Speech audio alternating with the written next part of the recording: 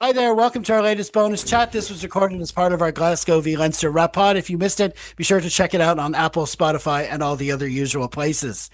Now, last week saw a crazy end to the men's Six Nations. Now we're just a couple of weeks away from the women's competition kicking off, and luckily we have Kino Muller, aka RugbyKino, from the great MudderRucker podcast to harp on it for us.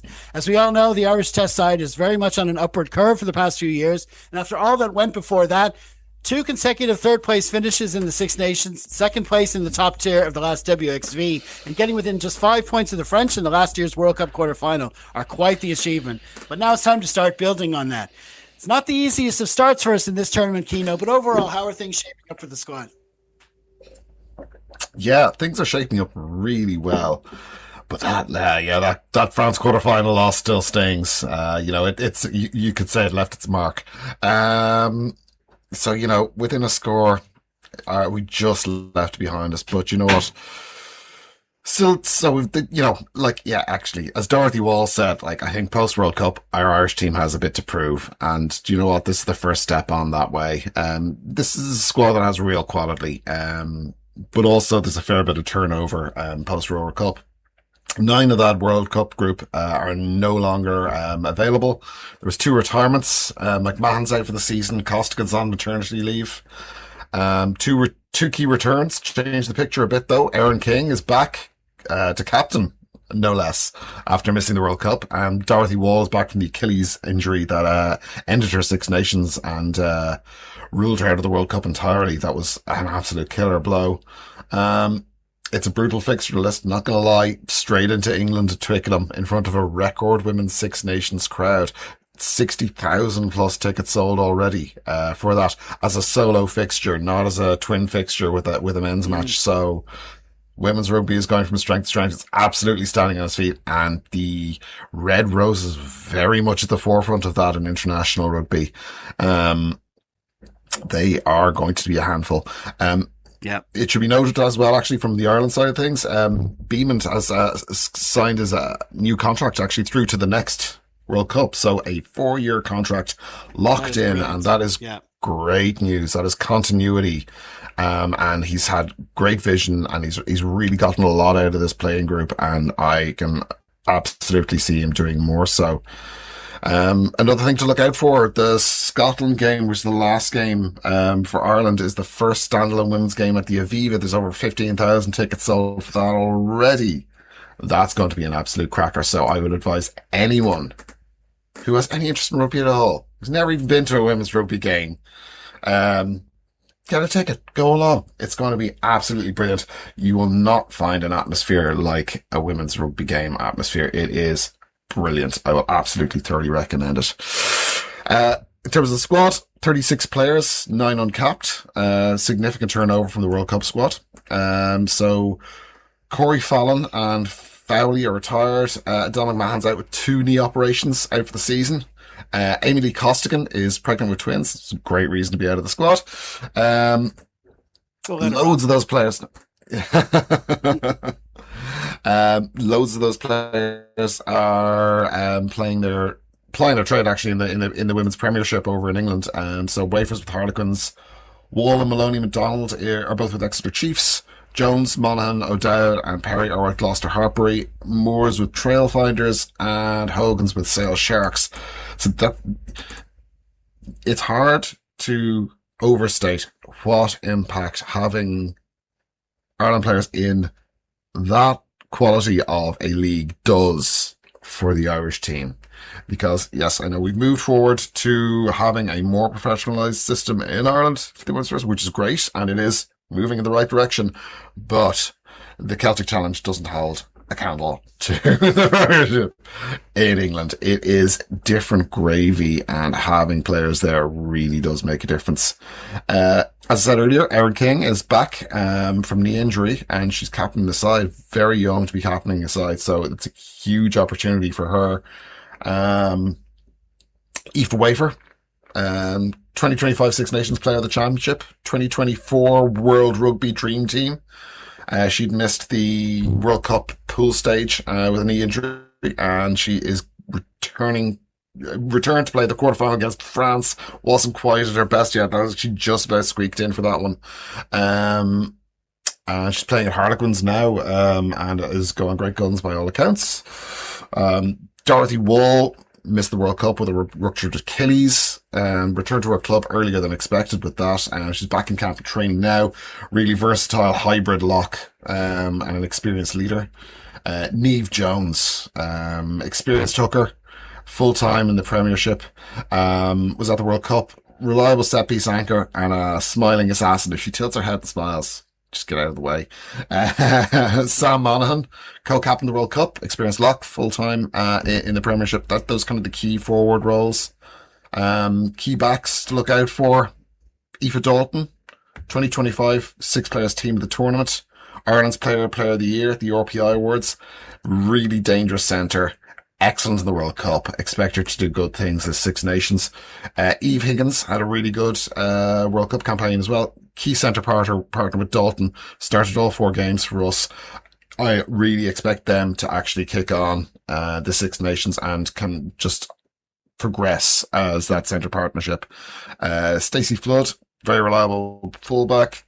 World Cup starter, covers multiple backline positions. Bavian Parsons, absolutely electric player, World Cup starter, made history as Ireland's youngest ever player when she debuted at 16, and still has a lot to prove, I think, on the international stage. But like, if she gets a ball in space, she can absolutely make an idiot of the other opposition. Dan O'Brien, still in at out half, 136 Six Nations points, and absolutely will hopefully be directing traffic effectively from 10. Uncapped players. You got Alana McInerney from UL Bows, Munster, Katrina Finn from UL Bows, Munster, and Niamh Gallagher from Trailfinders. She's Irish qualified, in the UK. So, it's a lot of Celtic Challenge form earning the calls there, which is great to see, so that there is a pathway there through from the provinces. And that, you know, I'm hoping that competition becomes more meaningful as time goes on. To give a brief overview of Ireland's kind of realistic target, England are different gravy. Honestly, to just get a performance out against them would be fantastic. To kind of even hold them out for a quarter or a half to a reasonable differential would be incredible. France are kind of the next up nearly team. Like they've certainly put it up to England before, but we've put it up to France before as well. Like, It's round 3 for us.